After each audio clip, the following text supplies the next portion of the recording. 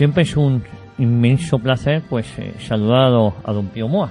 Don Pío, ¿cómo hola, estamos? Aquí andamos, Ya otra vez. Se acabó el mes de agosto. Se acabó el mes de agosto, gracias a Dios. Yo comentaba ayer lo curioso que un país cómo se paraliza durante un mes, ¿eh? Sí. No existe nada.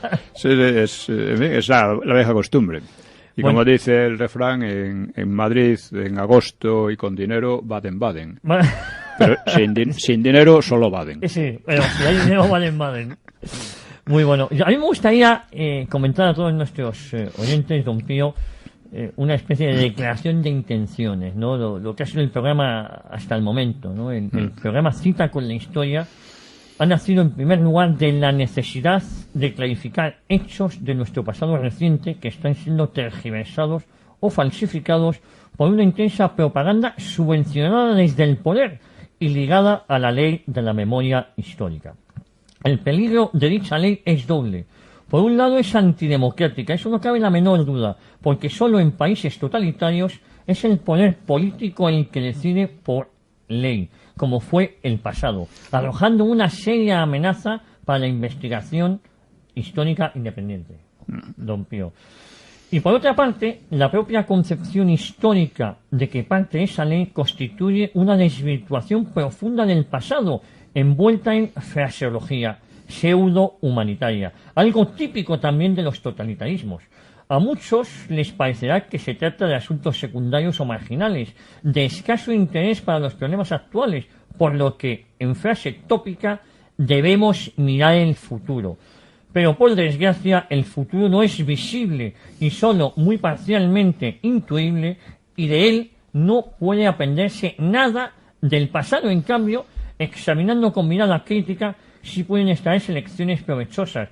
Decía Santalla, y está escrito en el campo de Auschwitz, que un pueblo que olvida su historia se condena a repetirla. A repetir generalmente lo peor de ella. No sé por qué, nunca lo mejor, siempre lo peor, don Pío. Y escribió Cicerón: si ignoras lo que pasó antes de que nacieras, siempre serás un niño. Así es evidente que una población ignorante es una población infantilizada, por eso mismo propensa a dejarse llevar por demagogos para finalmente perder la libertad. De hecho, la citada ley ha dado lugar a vastas campañas de propaganda que vienen profundizando las divisiones en el pueblo español, recuperando viejos odios y fomentando los separatismos y fanatismos. Todo lo cual compromete nuestro futuro, al que tanto dicen mirar quienes pretenden olvidar el pasado. Esos son sus frutos evidentes por ahora. Es más, me atrevería a decir, don Pío, que Cita con la Historia comenzó en el mes de marzo pasado con sesiones semanales dedicadas a un solo tema. Así ha tratado las represiones en la guerra civil y la posguerra, las causas del hundimiento de la República, los nacionalismos vasco y catalán, etc. Pero también asuntos más antiguos como la Inquisición, la batalla de Cartagena de Indias o el regeneracionismo. El estilo del programa consiste en ofrecer gran cantidad de información y poca opinión, lo que nuestra audiencia en aumento ha apreciado en medio de la barajunda de opinión con escasa o mala información tan corriente en la mayoría de los medios. En suma, se trata de ofrecer una visión de la historia más amplia, crítica, coherente y amena, de hacer un programa de alta divulgación que actualmente pueda considerarse único en los medios. Eso es lo que yo creo, que este programa es único en los medios, sí, tal y como está concebido. Indudablemente, ¿no? Hemos pasado ya el periodo de rodaje. Creemos que de manera satisfactoria y emprendamos ahora otra etapa en la que busquemos ampliar en gran medida la audiencia. Un objetivo absolutamente necesario, pues de otro modo, Cita con la Historia corre el riesgo de quedar reducida a un ámbito estrecho, muy inferior al de sus oyentes potenciales y, por tanto, sin influencia real, sin capacidad de crear debate y opinión, pese a que el interés por la historia está creciendo, como indican muchos datos. Entonces, para todo ello, a ese fin, hemos venido animando a nuestros oyentes a que adopten una postura activa, dándolo a conocer en su círculo de amistades, difundiéndolo en las redes sociales, etc. También queremos llegar a acuerdos con emisoras regionales o locales, aprovechando que aunque el horario no es el mejor, también tiene, por ello mismo, escasa competencia. Ello es también importante por otra razón. Desgraciadamente, los programas culturales de cierto nivel tienen mucho menos éxitos que los programas de cotilleo, de sensacionalismo, etcétera, lo cual crea un círculo verdaderamente vicioso. Al tener menos audiencia consiguen menos publicidad, y al tener poca publicidad tienen menos posibilidades de aumentar la audiencia. Por ello están en riesgo constante de desaparecer, a menos que obtengan patrocinio o mecenazgo, algo de lo que la sociedad española sigue estando muy poco acostumbrada.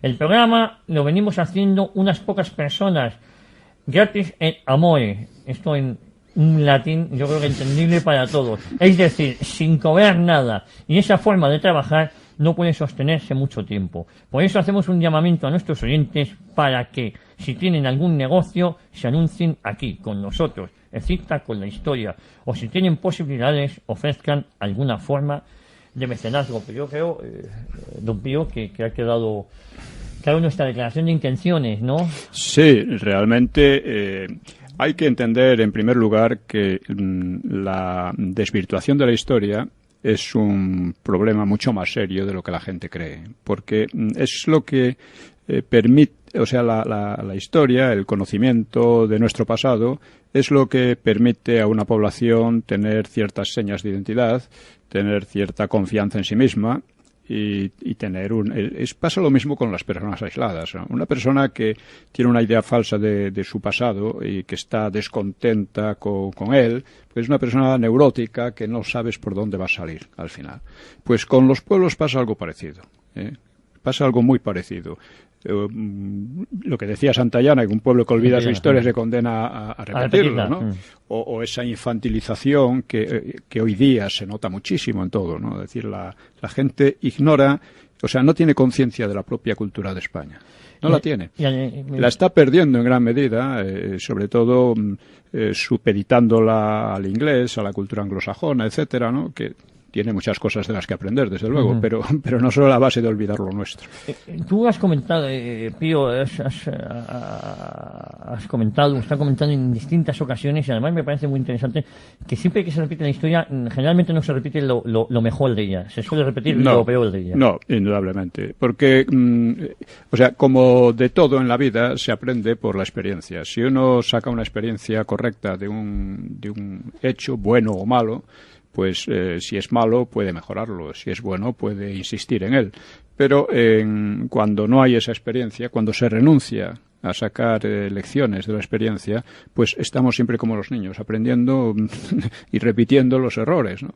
Y esto se ve muy bien en lo que ha pasado desde la transición en muchísimos aspectos. Es decir, en la transición, de repente, cuando llega la transición, España pues es un país próspero, ya no tiene nada que ver con la República, es un país reconciliado, excepto por pequeños grupos, pero en la gran masa es reconciliado, que es moderado políticamente, no quiere volver al pasado, no quiere volver a los rencores del pasado, ¿no? Y bien, esto es lo que hay.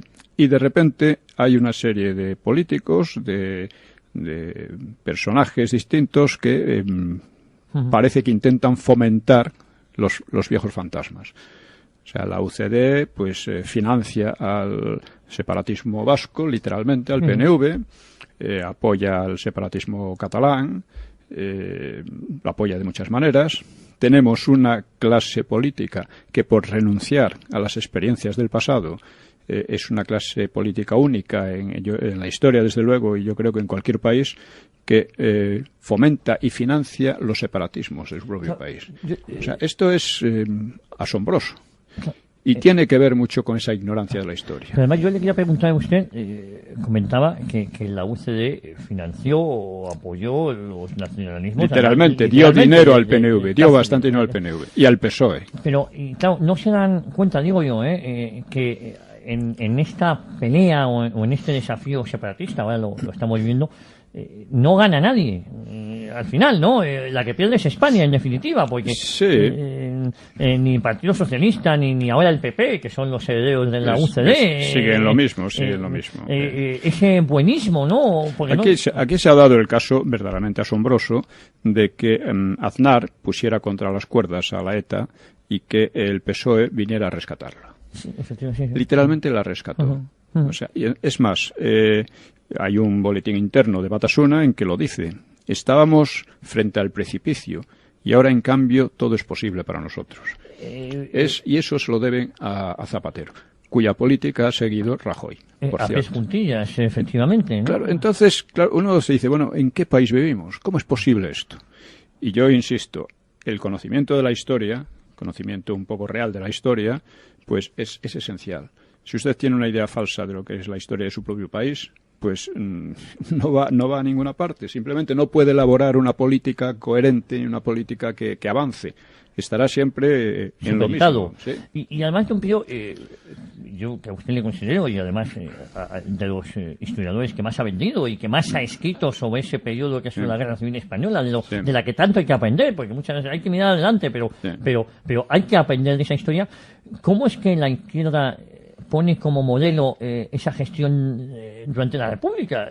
Porque, claro, es otro aspecto, claro. Solo se puede poner como modelo desconociéndola o falsificándola. Esto, por ejemplo, ha habido ha sido una tendencia fortísima, ¿no? Basada en el antifranquismo. Es una cosa curiosa porque cuando vivía Franco, los antifranquistas éramos muy pocos. Nos arriesgábamos un tanto, pero cuando llega la transición se multiplican los antifranquistas. Y lo más curioso es que la gran mayoría de ellos habían estado como funcionarios del régimen franquista.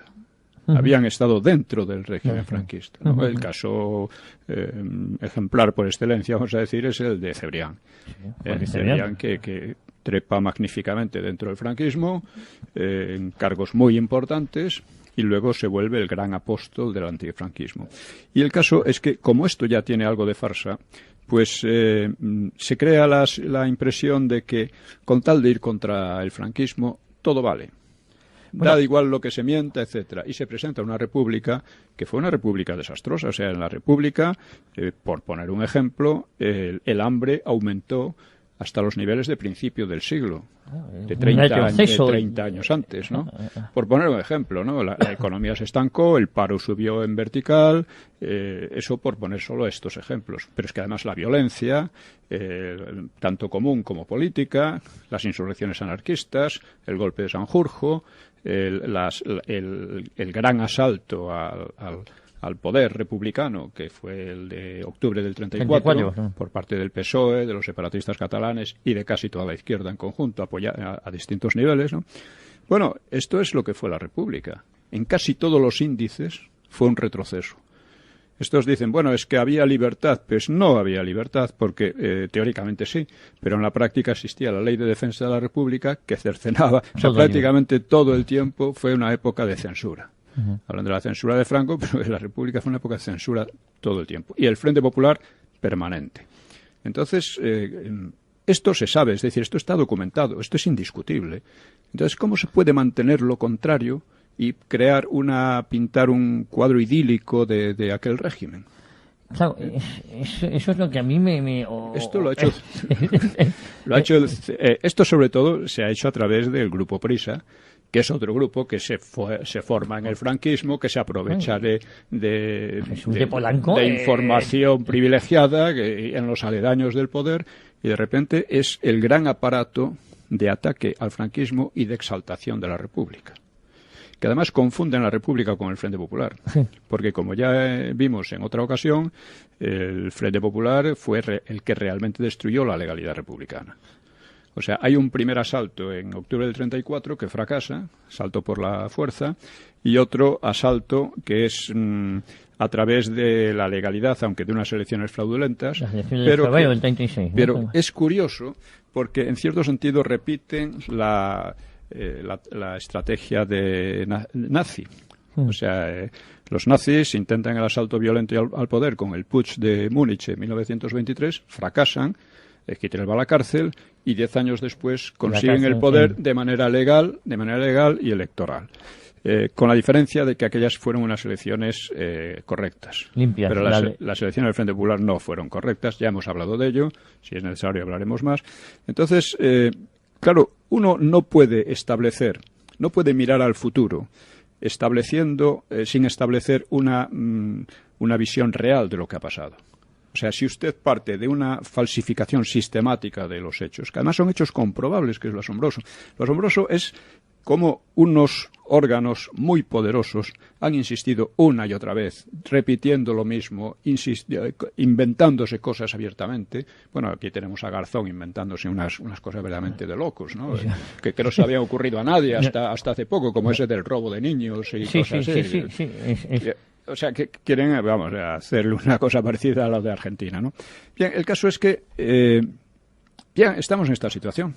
Por eso yo insisto en que este programa, que es ahora mismo casi una gota de agua en el mar, pero como todo empieza por siendo pequeño, claro, ¿no? Por células.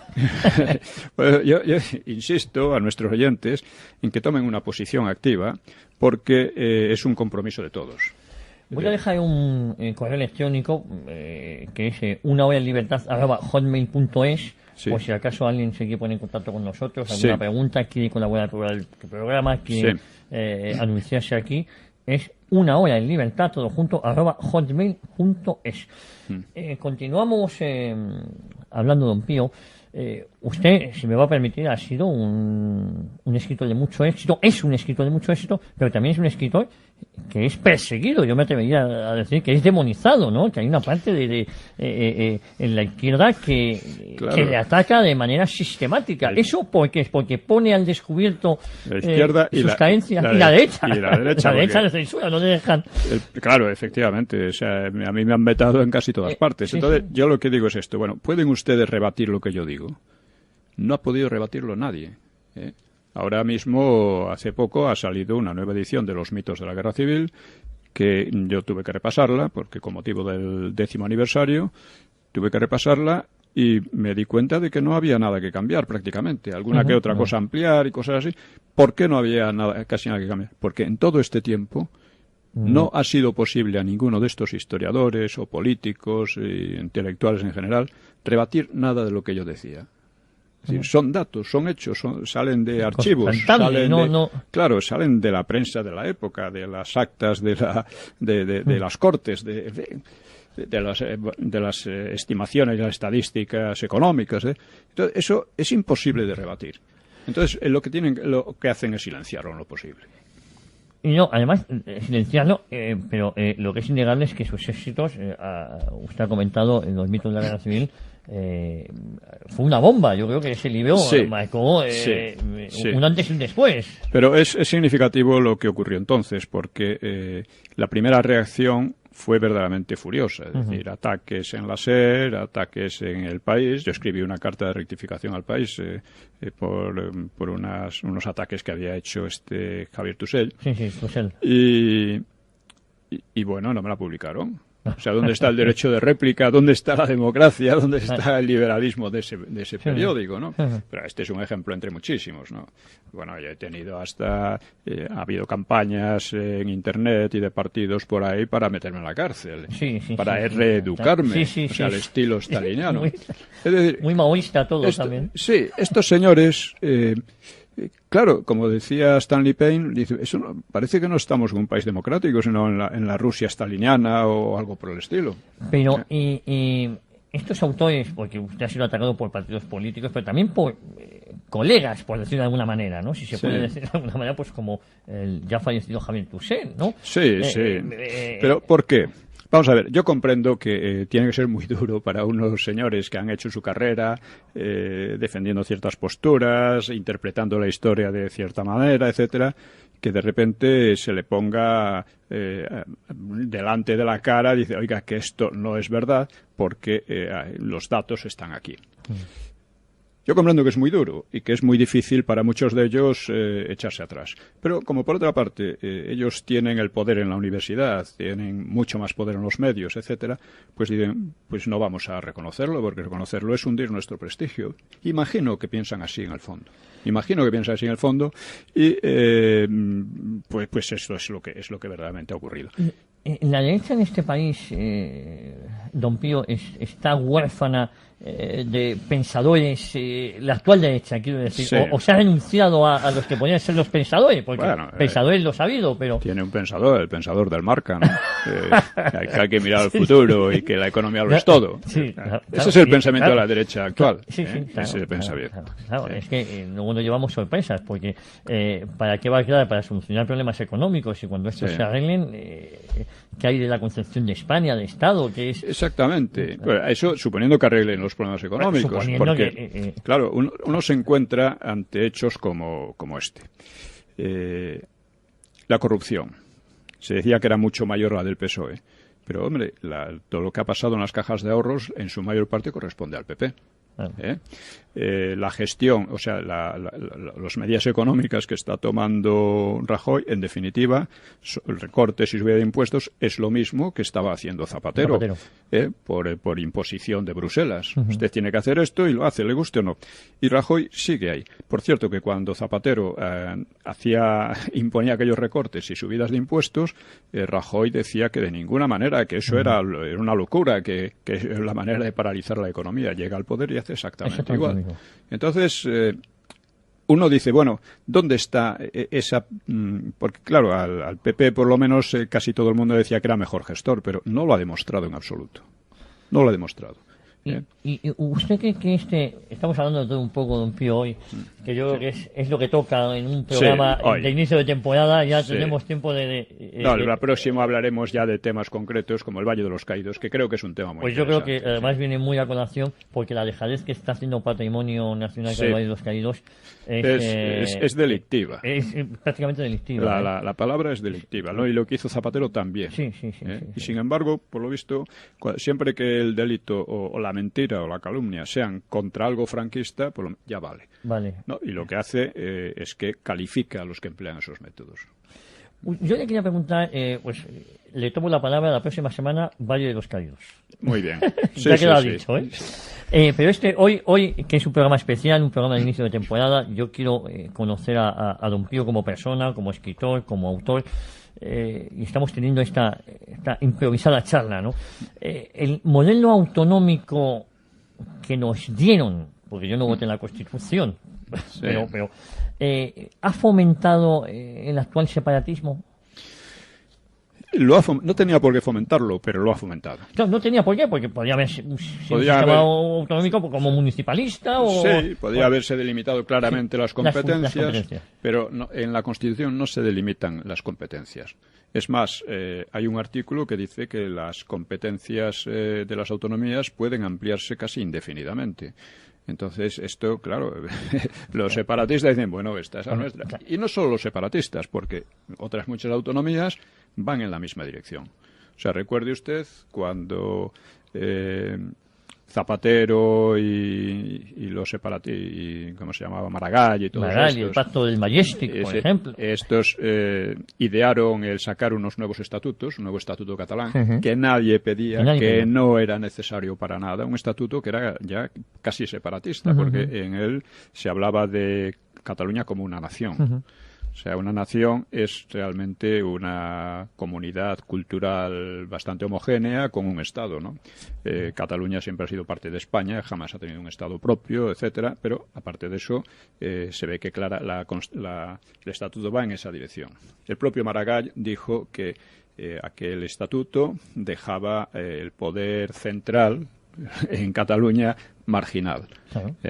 Claro, esto, ¿cómo puede un político, cómo puede una clase política admitirlo? Porque además resulta que fue un estatuto que solo fue votado por el 36% del cuerpo electoral. No estaba refrendado, claro. Sí, claro, es así, ¿no? Claro, es una serie de disparates uno tras otro que siempre encuentro la base en esto. Es que la experiencia pasa en balde. La experiencia histórica no se analiza y pasa como si no hubiera pasado. Por lo consiguiente, se repiten los errores. O sea, no es cuando hablamos de que hay que enterrar el pasado y dice, bueno, enterrar los odios del pasado, enterrar esas cosas, pero hay que aprender de ello y no repetir las cosas, porque lo que se está actualmente están resurgiendo esos odios. Y eso se ve muy bien en las redes sociales, por ejemplo, la forma como se habla, cómo se atacan unos a otros, es una cosa feroz. Pero además, yo le quería preguntar, por ejemplo, hablando de este tema, porque es lo que va a suceder en los próximos días, próximas semanas, este desafío soberanista que el gobierno del señor Rajoy se lo está tomando muy a la ligera. Sí, no hay que decir soberanista, sino separatista. Siempre caemos es verdad, esto, ¿no? es Claro, verdad. La soberanía es de España y Cataluña es independiente como parte de España, o sea, no es un país dependiente, es parte de España y parte de un país independiente, pero, hoy por hoy. ¿Usted entiende que la culpabilidad puede ser por acción y por omisión? Y en este caso el gobierno podría hacer más de lo que está haciendo. Mire, si el jefe de gobierno dice que la economía lo es todo, está diciendo que el problema separatista y otros muchos problemas que son secundarios, incluso que no son nada, que eso darle largas a ver y que más o menos se resolverá. Por otra parte, su estrategia va en otra dirección que es más peligrosa todavía, y es ceder la soberanía a Bruselas. Esto el Margallo lo ha explicado, lo ha dicho claramente. Tendremos que ceder grandes toneladas de soberanía. Dice. Es decir, como si la soberanía fuera una propiedad de ellos, una finca de ellos. Y bueno, vamos a hacerla porque no pasa nada, porque nos van a dar a cambio no sé qué. Oye, no, la soberanía está en el pueblo español, según la Constitución. Una Constitución que está pisoteada todos los días. ¿No? Y la burocracia de Bruselas debe tener sus competencias, pero no debe afectar a la soberanía española, que sin embargo de manera ilegal se está cediendo desde hace muchos años. Don Pío, ¿sería pensable, digo, a mí me resulta impensable, que en cualquier otro país europeo un genocida como podría ser Luis Companys, digo por los... Bueno, genocida a Companys no se le puede llamar, no.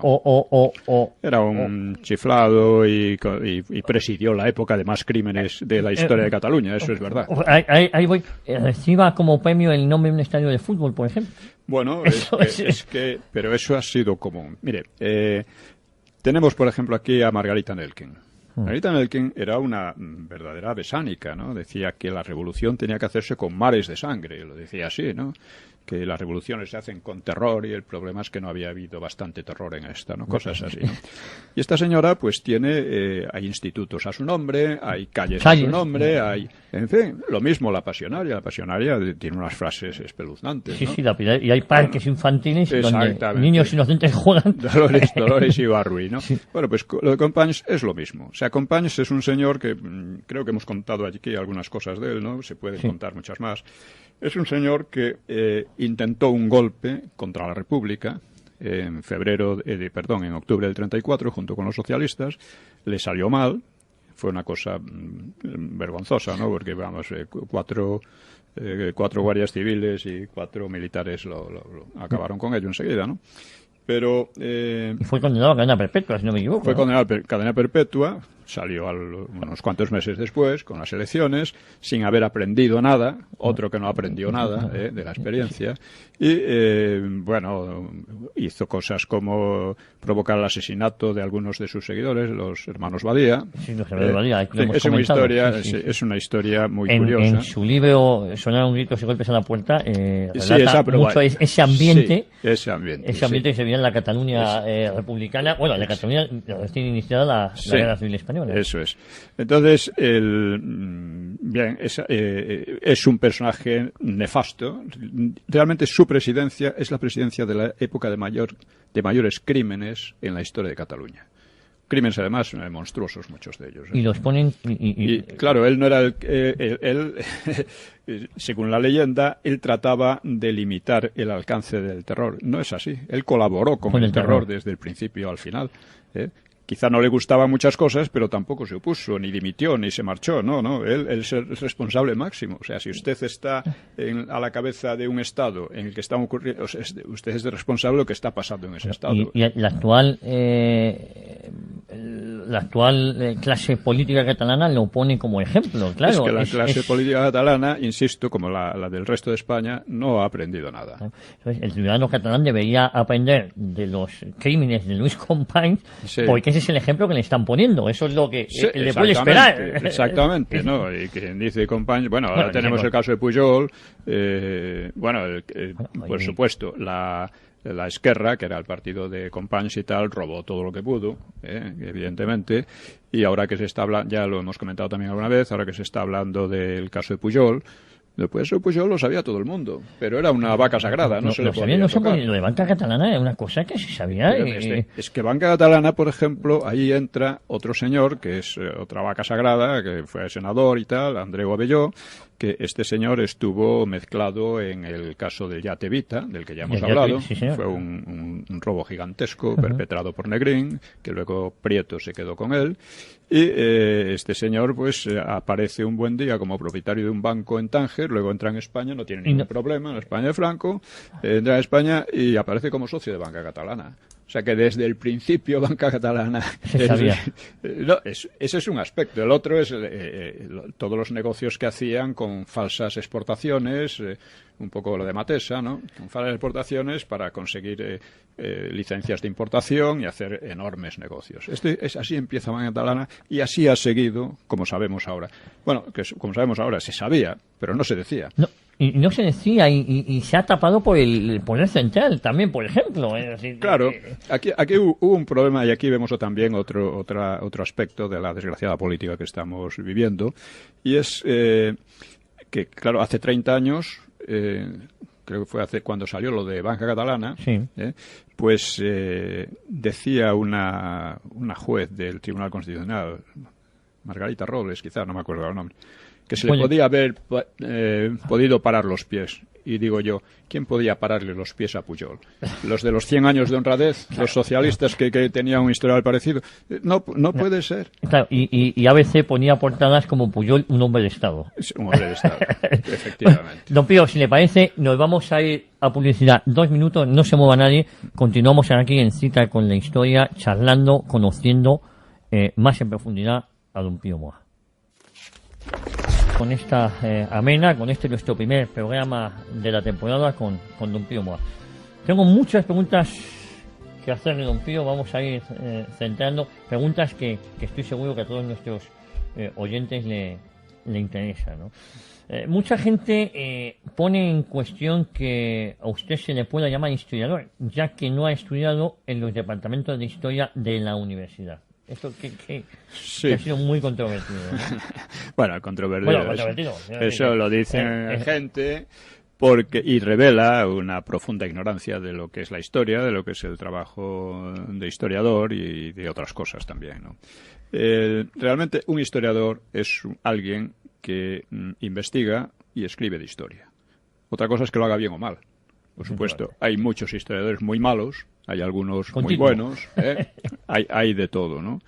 Y, por supuesto, también cuando se dice que los historiadores no me reconocen muchos y me reconocen todos. O sea, incluso los que dicen que no soy historiador lo reconocen porque no son capaces de... Quiero decir, utilizan eso como escapatoria al no ser capaces de debatir conmigo. Ni debatir ni rebatir. Ni debatir ni de rebatir. Bueno, no debaten porque no rebaten. Claro. Ya expliqué el caso de los mitos de la Guerra Civil. Hay además, se llega en esto a extremos grotescos, ¿no? Como que en muchos departamentos a los alumnos se les prohíbe explícitamente citarme. Hace poco un señor que estaba haciendo una tesis me dijo que le habían obligado a rehacerla en parte porque había cometido el error de citarme. En la tesis. Y no le dejaban... Es más, se ha creado en los ambientes universitarios una especie de tabú hacia mí, que es una cosa extraña. Es lo que decía Stanley Payne. Esto no parece propio de un país democrático, ¿no? Ni de un país con un mínimo de honestidad intelectual, ¿no? Dice, hay gente, profesores de la universidad, que me han dicho que realmente yo despertaba unos odios tremendos entre ciertos sectores, que además son muy poderosos, que es lo malo del caso, y que estos sectores, o sea, él mismo, me decía un profesor de Baleares, dice, yo no puedo citarle porque sería muy perjudicial para mi carrera. No, se lo dejaba por lo menos se lo decía, claro. No, pero es así, ¿no? Claro, es una situación verdaderamente vergonzosa. Por otra parte, está la titulitis típica de la Universidad Española, que es una universidad en general mediocre, no está entre las mejores del mundo, ni mucho menos. Ni menos en los últimos años. Es bastante mediocre, en líneas generales. Y estas, o sea, no es para echar cohetes, ¿no? Pero tienen esa titulitis metida en el cuerpo, ¿no? Por lo cual, que ya es muy viejo eso, porque Madariaga, por ejemplo, Salvador de Madariaga, podía enseñar en Oxford, pero no podía enseñar en universidades españolas, porque aquí le faltaba no sé qué titulillo, no sé qué diploma. Esto es típico, ¿no? Sí. Y es una cosa de las que esterilizan la labor intelectual y le esterilizan la labor universitaria, ¿no? Capa y castra las vocaciones o la investigación académica. Claro, tienes que decir lo que dice el mandamás, porque si no, no vas a ir adelante. No hay posibilidad de una investigación académica. No, la investigación independiente, ¿no? Tienes que seguir los pasos que te dicen, ¿no? Y hay ya digo, está por una parte de la titulitis, estos fallos de la universidad, y por otra parte, Stanley Payne, recuerdo, me comentaba que le había dicho Touchet, que dice que cómo podían hacerme caso a mí que no era profesor universitario, y le dice Stanley Payne, los mejores historiadores en USA, en Estados Unidos, no son profesores universitarios, los más reconocidos. Entonces, son estas manías que tú dices, y todo el fondo de él es muy simple. Porque yo no tengo la verdad absoluta ni nadie la tiene, esto es obvio, ¿no? Pero hay aproximaciones a la verdad y hay alejamientos de la verdad. Entonces, vamos a ver. Lo que se puede hacer es debatir. En cualquier país serio, en cualquier país en que hay un nivel académico serio, cuando hay discrepancias, hay debate. Pero aquí se trata de evitarlo por todos los medios. Don Pío, es innegable que sus libros están muy bien documentados, que no han sido rebatidos y que si algo tienen es que usted no opina. Hay un soporte detrás que lo que muestra es una realidad, son hechos constatables. Efectivamente, son hechos constatables. Porque claro, hay mucha gente también que dice, bueno, es que la historia cada uno lo cuenta a su manera, así que a saber, oye, por supuesto, cada uno la cuenta a su manera, pero no es lo mismo contarla a base de falsear los datos o de tergiversar las citas, como hace, por ejemplo, Preston y tantos otros, ¿no? Y que he demostrado yo en libros, ¿no? No es lo mismo que hacerlo de una manera honrada y reconociendo los posibles fallos. Ahora que estábamos hablando de Preston, por ejemplo, ¿por qué esa manía? Quiero decir, a mí me gusta, pero esa manía de que autores británicos hablen tanto sobre España. Hugh Thomas, por ejemplo. Sí, bueno, es que ahí hay una cosa que por desgracia no hay aquí. Ellos tienen departamentos más serios que los de aquí.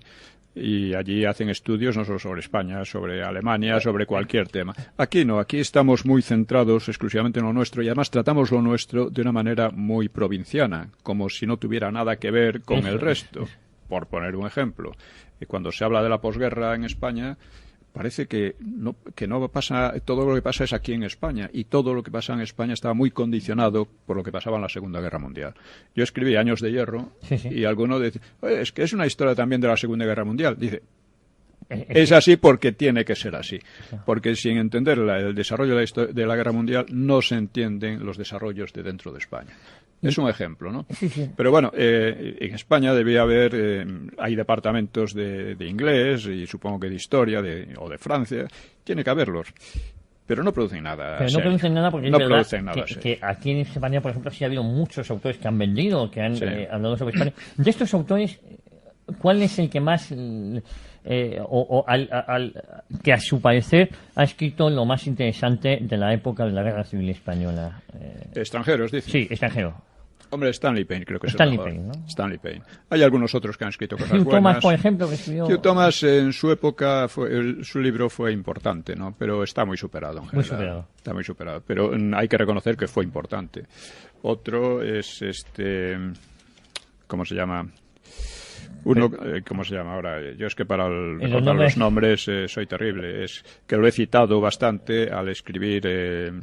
los orígenes de la Guerra Civil. Escribió Los orígenes de la España de Franco. Sí, hombre. Pero es un autor que en la propia Inglaterra está... porque allí pasó lo mismo que aquí. Sí, allí Preston y su camarilla son los mandamases. Y es muy difícil. Hay un autor, se llama Julius Reed, que ha escrito unos libros bastante buenos sobre la represión después de la Guerra Civil, etcétera. No descubre nada esencialmente nuevo, pero bueno, documenta cosas interesantes y tal. Y claro, yo lo leo y no me cita para nada. No solo a mí, sino a Martín Rubio, que es otro de los principales investigadores sobre la represión durante la guerra y en la posguerra, ¿no? Entonces, digo, ¿cómo es que no nos cita? Y me dice alguien de allí del gremio inglés, dice, no, es que citarle a ustedes no es nada conveniente. O sea, no es solo en España te pasa. En España más acentuadamente quizá, pero también pasa afuera. Bueno, y luego hay autores que mejor no mencionar, como es el caso de Ian Gibson, ¿no? Por ejemplo, bueno, que sus libros adolecen... Gibson, cuidado, es bastante concienzudo. Lo que pasa es que si usted enfoca las cosas de una manera errónea, lo que le va a salir, por muy concienzudo que sea, es un bodrio. Sí. Esto yo lo he explicado varias veces. En todo libro hay errores de detalle.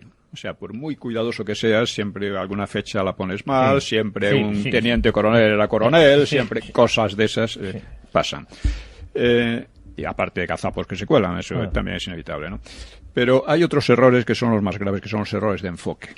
Si usted escribe una historia partiendo de que el Frente Popular era democrático, puede ser muy concienzudo aquí y allá, citar esto y lo otro, pero toda esa historia es pura filfa, porque no era democrático. Fue el que destruyó la república, el que destruyó la legalidad republicana, ¿no? Y con ello ocasionó la guerra civil. Ya dije que habían seguido un poco la estrategia, habían repetido, ¿no? No la habían seguido, habían repetido la estrategia de Hitler. Primero un golpe que fracasa y después por medios legales.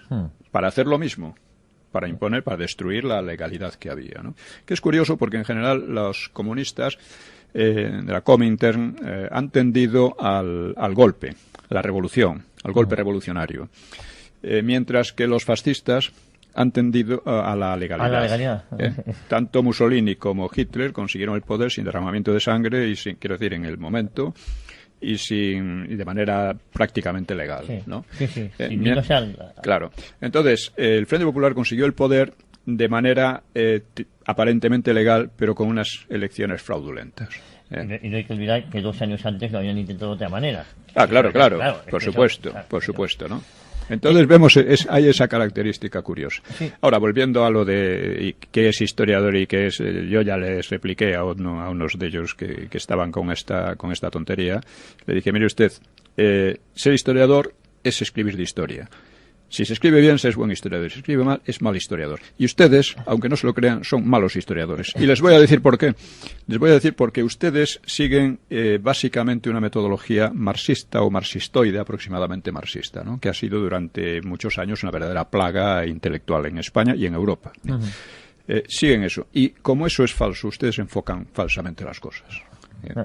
Es claro, ya el planteamiento, si, como comentaba usted, si se hace la investigación partiendo de unos principios que son erróneos, claro, lo que va a salir de allí es erróneo. Y lo vas desvirtuando todo, tienes que adaptar los hechos, meterlos con calzador para que encaje, para que coincida. ¿no? Claro.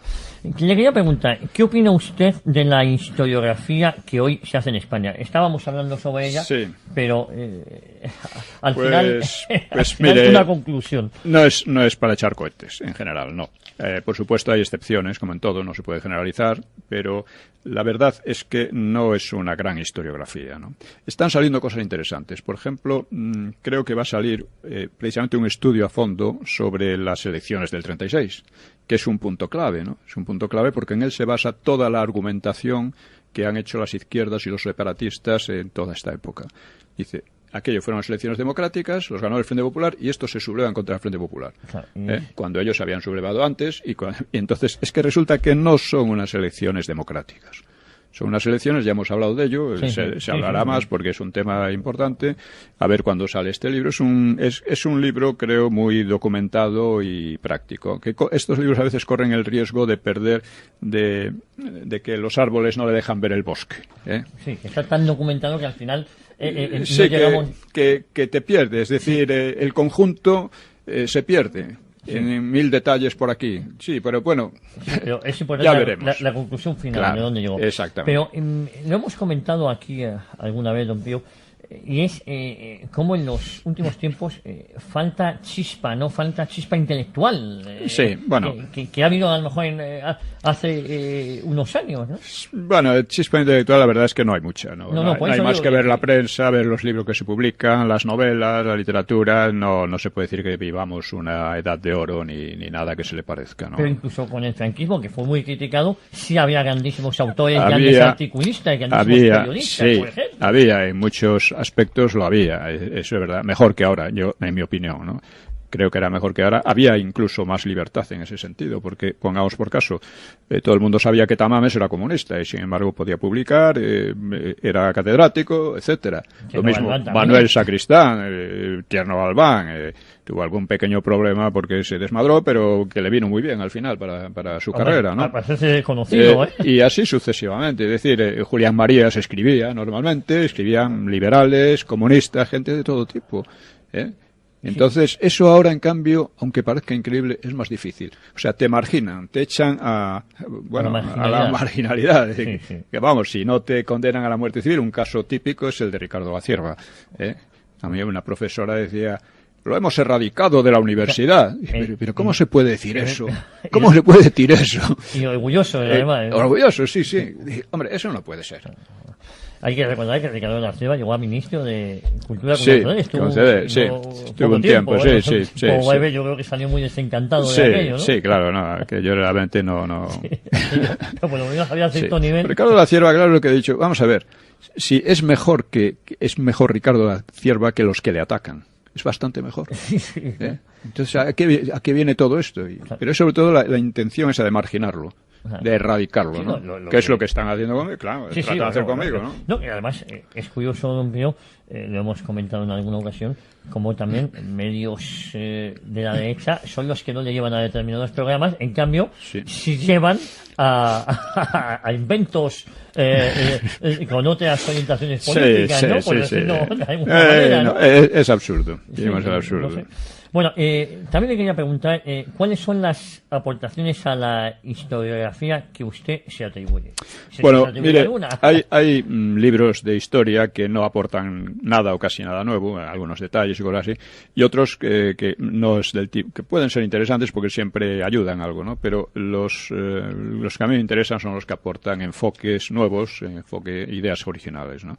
Yo empecé con los orígenes de la Guerra Civil, que era un cambio de orientación muy completo sobre precisamente los orígenes de la Guerra Civil.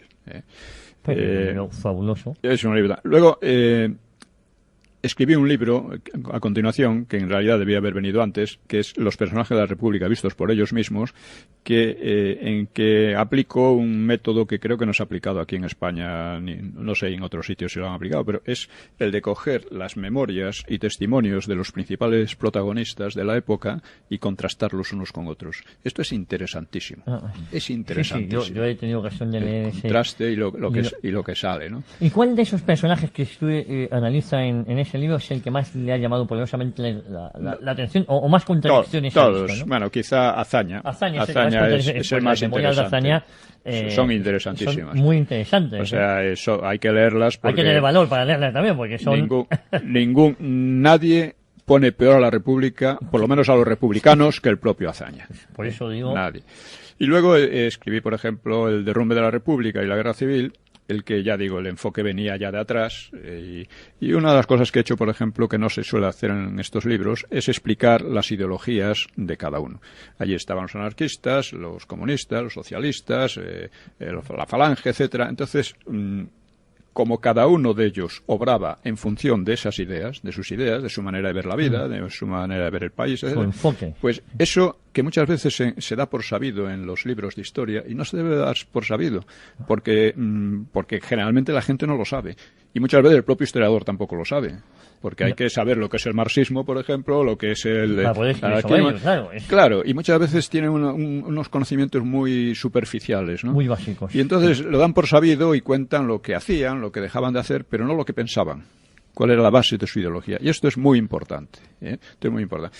Luego escribí Nueva Historia de España, que eso es mi libro más importante y más ambicioso, en que también los enfoques son distintos. O sea, yo planteo que parto de que España es una comunidad cultural básicamente latina, de lengua latina, de costumbres europeas en general, latinas, cristianas, etcétera, ¿no?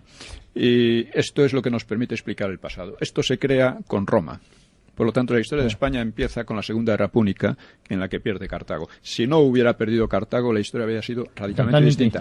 No solo la de España, la de Europa entera. ¿Y eso que... Porque no habría existido el Imperio Romano. Imaginemos el cambio que eso supone, ¿no? Pero fíjese que es una cosa importante. Yo que soy un aficionado a la historia de la época romana, sobre todo a la figura de Aníbal. Aníbal ha sido un personaje muy admirado en la España de Franco, por ejemplo. Sí, son las contradicciones. Bueno, pero uno puede admirar a personajes por lo que valen, pero lo que ha significado para la historia es una cosa muy distinta, ¿no? Eso es decir, Aníbal fue derrotado y tenemos que decir que afortunadamente. Porque si hubiera ganado, nosotros no seríamos nosotros. Seríamos no estaríamos otra cosa. Aquí, sería otra cosa. España sería un país de cultura africana, sí. Oriental africana. Libia, además, la zona de Libia, ¿no? Sí, posiblemente, ¿no? Que volvió a ocurrir la misma situación, como quien dice, con la invasión árabe, la invasión musulmana. La invasión musulmana, de árabes y moros, ¿no? Con esta invasión, España volvió a verse en el trance de entrar en el área de influencia islámico y de convertirse en un país al estilo del Magreb, o sea, un país islámico. Bueno, retroceder. A ellos les gustaría... es decir, que España dejaría de ser España y se habría convertido en Al-Ándalus. En otra cosa. Por eso cuando hablan ahora he visto de estas muchas tonterías que se dicen en el Museo Arqueológico, no habla de la Reconquista, habla de expansión de los reinos cristianos. No eran reinos cristianos, eran cristianos por supuesto, pero eran reinos españoles. Estaban reconquistando la España que había sido y que si no lo hubiera habido aquello no habría ocurrido. Y eran españoles porque claro, cristianos había en toda Europa, en media Europa, ¿no? Entonces, pero esos cristianos no venían a España. No eran los reinos cristianos, sino era una serie de reinos que eran cristianos, pero que eran ante todo reinos españoles. Porque trataban de recobrar España. Esa es la importancia del lenguaje y del idioma, que muchas veces no se la concedemos, y esa es la importancia que tenemos. Sí, porque todo eso tiene un sentido, ¿no? Una connotación. Y viene el sentido de que lo estamos viendo constantemente, de negar la realidad histórica y la identidad de España. Es decir, bueno, esto no, de tal manera que si España se disgrega, si España se balcaniza, tampoco pasa nada, porque tampoco era nada así. No, otros dicen que España nace en 1812, con la Constitución de Cádiz. No, la Constitución de Cádiz no crea la nación ya existía. España es anterior a todo esto. Claro, crea el nacionalismo. El nacionalismo es la doctrina, en principio democrática, de que la soberanía reside en la nación, reside en el pueblo. No reside en el rey ni en un grupo, no, reside en el pueblo. Eso es el nacionalismo. Sobre eso tenemos que hablar más porque la confusión es terrible. Se confunde el nacionalismo con el imperialismo, la patriotería y todo eso, y son cosas distintas. Le cojo también el guante para esto. ¿Podemos hablar del libro en el que está trabajando actualmente? ¿Nos queda un minuto? Bueno, sí, estoy trabajando en un libro, Los mitos del franquismo y del antifranquismo, ¿no? Mitos del franquismo y del antifranquismo. Es un libro, espero que esté para marzo del año que viene, más o menos, y bueno, lo estoy enfocando también de una manera muy diferente a como se suele enfocar estas cuestiones, ¿no? Bueno, pues vamos a esperar anhelantes la llegada del mes de marzo para poder adquirir ese libro, ¿eh? Pues a ver por dónde va. Comentábamos que la semana próxima Valle de los Caídos. Vamos a hablar sobre el Valle de los Caídos. Vamos a ¿desde qué enfoque? Desde lo que ha significado históricamente, lo que simboliza y significa históricamente. Y por qué esta manía verdaderamente, yo creo, delictiva, se puede decir, porque va contra el patrimonio nacional y que además es una cosa que tiene ya una tradición, porque la izquierda, por desgracia, en la guerra civil hizo unas destrucciones del patrimonio histórico-artístico, pero gigantescas. Y ahora parece que lo podemos repetir por dejadez. Dejadez funciona. Que no se aprende de la experiencia, insisto. Pues, don Pío, muchísimas gracias. Nos vemos, nos escuchamos aquí el próximo domingo, si Dios quiere. Pues gracias a usted. Bueno, y a todos nuestros oyentes les invito a que continúen aquí en Radio Inter, Y bueno, y ya saben que aquí el próximo domingo tienen una cita con Pío Moa, una cita con la historia.